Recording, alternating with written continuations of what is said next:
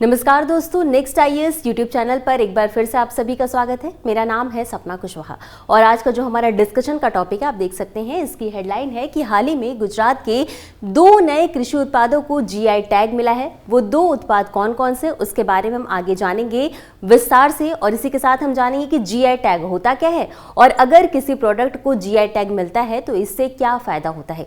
इसी के साथ ये पूरा टॉपिक आपका एग्रीकल्चर और साथ ही साथ GS3 इकोनॉमी से जुड़ा हुआ है। इसी क्रम में हम आगे बढ़ेंगे और सबसे पहले देख लेंगे हालिया घटनाक्रम के बारे में। तो जैसा कि हमने आपको बताया कि हाल ही में गुजरात के 2 नए कृषि उत्पाद को जीआई टैग मिला है। तो वो 2 उत्पाद कौन कौन से हैं? पहला है ऊंझा जीरा और दूसरा है ऊंझा सौंफ। इन दोनों कृषि उत्पादों को जीआई टैग मिला है और इसी के साथ जब किसी उत्पाद को जीआई टैग मिलता है तो उसकी जो बाजार कीमत होती है वो सामान्य कीमत से 20 से 30% तक अधिक हो जाती है। तो ये एक इसका सबसे बड़ा फायदा है। इससे कई क्षेत्र में वृद्धि देखने को मिलती है। सबसे जो इम्पोर्टेंट क्षेत्र है वो तो है आपका इकोनॉमी। जब किसी भी उत्पाद की कीमत में वृद्धि हो रही है, उसकी ज़्यादा खरीद हो रही है, तो इकोनॉमी पे इसका सकारात्मक प्रभाव देखने को मिलता है। और इसी क्रम में आगे बढ़ते हुए सबसे पहले हम बात करेंगे ऊंझा के बारे में, जहां की ये दोनों उत्पाद को जीआई टैग मिला है। तो ऊंझा को भारत की मसाला राजधानी भी कहा जाता है, यानी कि स्पाइस कैपिटल भी कहा जाता है। तो समझिए ऊंझा कहाँ है। तो जैसे कि हमने आपको बताया कि गुजरात में है ऊंझा और गुजरात के मेहसाणा जिले में स्थित है ये ऊंझा, जिसे कि मसाला केंद्र भी कहा जाता है। और इसी के साथ ये एशिया का सबसे लार्जेस्ट यानी कि सबसे बड़ा स्पाइस मार्केट है, यानी कि मसालों का बाजार है एशिया का सबसे बड़ा। और ये एपीएमसी ऊंझा जो है ये आपके जीरा और सौंफ के लिए काफ़ी अच्छा बाजार, काफ़ी अच्छी लोकेशन मानी जाती है। और इसी क्रम में हम आगे बढ़ेंगे और अब एक एक करके दोनों उत्पादों के बारे में हम समझ लेंगे। तो सबसे पहले हम बात करेंगे ऊंझा जीरा की। तो इसके लिए भौगोलिक परिस्थिति की बात करें तो इसके लिए जो मिट्टी होती है, इसमें आपका दोमट मिट्टी जो होती है वो सबसे उपयुक्त मानी जाती है। अब इसके विशेषताओं की बात कर लेते हैं। तो ये जो जीरा है इसकी सुगंध काफ़ी अच्छी होती, काफ़ी अलग होती, काफ़ी विशिष्ट होती है और इसी के साथ इसका स्वाद भी काफ़ी अलग होता है। और एक जो सबसे इंपॉर्टेंट बात, इसमें तेल की मात्रा बहुत अधिक होती है जो सामान्य जीरा पाए जाते हैं उनके कंपैरिजन में। और साथ ही साथ अब आप इसकी इमेज देखेंगे तो ये जीरे की जो आकृति, ये जीरा जो है वो लंबा होता है और इस कारण भी ये काफ़ी अलग है।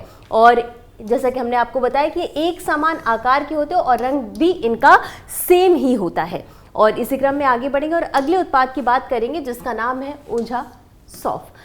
और ये भी आपके ऊंझा में ही इसका उत्पादन होता है। और मिट्टी की बात करेंगे तो दोमट मिट्टी में ही इसका उत्पादन होता है। और इसके जो दाने हैं वो आप देखेंगे काफ़ी बड़े होते हैं और इनका रंग जो है वो हरा होता है। और प्राकृतिक मिठास इनमें अधिक पाई जाती है। जो सामान्य सौंफ होते हैं उनकी तुलना में इसकी सुगंध भी काफ़ी तीक्ष्ण होती है, काफ़ी तेज़ होती है। और सेम इसमें एसेंशियल ऑयल कंटेंट जो है यानी कि तेल की मात्रा जो है वो अधिक होती है। और इसके उपयोग की बात करेंगे तो मसाला उद्योग में, आयुर्वेद में और फूड प्रोसेसिंग यानी कि खाद्य प्रसंस्करण में इनका काफ़ी उपयोग किया जाता है। और इसी क्रम में आगे बढ़ते हुए हम समझते हैं कि अब इन उत्पाद को जीआई टैग मिला है तो इससे लाभ क्या होगा। तो सबसे पहला यही लाभ है कि जो किसान इसका उत्पादन कर रहे हैं उनकी आय पर इसका सकारात्मक प्रभाव देखने को मिलेगा, क्योंकि जब जीआई टैग मिल गया तो उसका उत्पादन बढ़ेगा। साथ ही साथ किसी भी उत्पाद को जब जीआई टैग मिलता है तो उसका जो मेन पर्पस होता है वो यही होता है कि इनसे संबंधित जो नकली उत्पाद हैं उन पर रोक लगाया जा सके।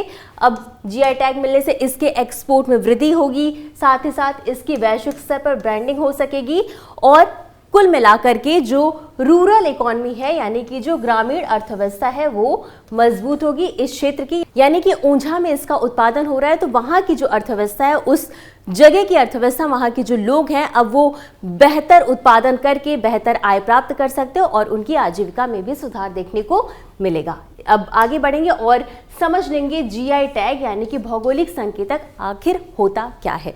तो सबसे पहले समझिए कि ये जो कोई विशिष्ट भौगोलिक क्षेत्र से उत्पन्न उत्पादों की पहचान करता है, यानी कि कोई उत्पाद है वो उस विशिष्ट एरिया में ही होता है, उसके लिए ही वो पहचाना जाता है।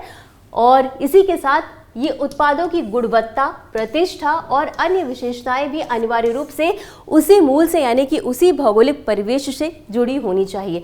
और इसमें ये जो भौगोलिक संकेत यानी जो जीआई टैग है इसमें कृषिगत, प्राकृतिक विनिर्मित वस्तुएं, जिसमें कि आपका हस्तशिल्प शामिल है, औद्योगिक वस्तुएं शामिल है, खाद्य पदार्थ, इन सभी क्षेत्रों में जो उत्पाद होते हैं उनको जीआई टैग प्रदान किया जाता है। और जो जीआई टैग प्रदान किया जाता है, याद रखिएगा कि भौगोलिक संकेतक पंजीकरण और संरक्षण अधिनियम 1999 के तहत ही जीआई टैग दिया जाता है और भारत में इसे 2003 में लागू किया गया था। अब चेन्नई में भौगोलिक संकेतक रजिस्ट्री है जो कि वाणिज्य और उद्योग मंत्रालय के अधीन आती है, इसके द्वारा ही जारी किया जाता है। और जो एग्जाम में डायरेक्टली पूछ लिया जाता है कि जो जीआई टैग है वो कितने वर्षों के लिए होता है, तो याद रखिएगा जो जीआई टैग है वो 10 वर्षों के लिए होता है। हालांकि इसे आगे रिन्यू भी किया जा सकता है, बढ़ाया भी जा सकता है। और जो पहला जीआई टैग था वो कौन सा था? दार्जिलिंग चाय, यानी कि दार्जिलिंग चाय को पहली बार जीआई टैग दिया गया था। और यही था आज का हमारा पूरा डिस्कशन का टॉपिक। इसी क्रम में आगे बढ़ते हुए इससे संबंधित एक अभ्यास प्रश्न को देख लेंगे। तो प्रश्न है, जीआई टैग किस अधिनियम के अंतर्गत प्रदान किया जाता है? आपके पास 4 ऑप्शन है। पहला है A, patent act 1970, B, copyright act 1957, C, geographical indication of goods registration and protection act 1999 और डी, ट्रेडमार्क्स एक्ट 1999। और इस प्रश्न का उत्तर आपको हमेशा की तरह कमेंट बॉक्स में देना है। तो आज के लिए बस इतना ही, मिलते हैं अगले एपिसोड में इसी तरह कुछ अहम और जरूरी खबरों के साथ। तब तक के लिए धन्यवाद।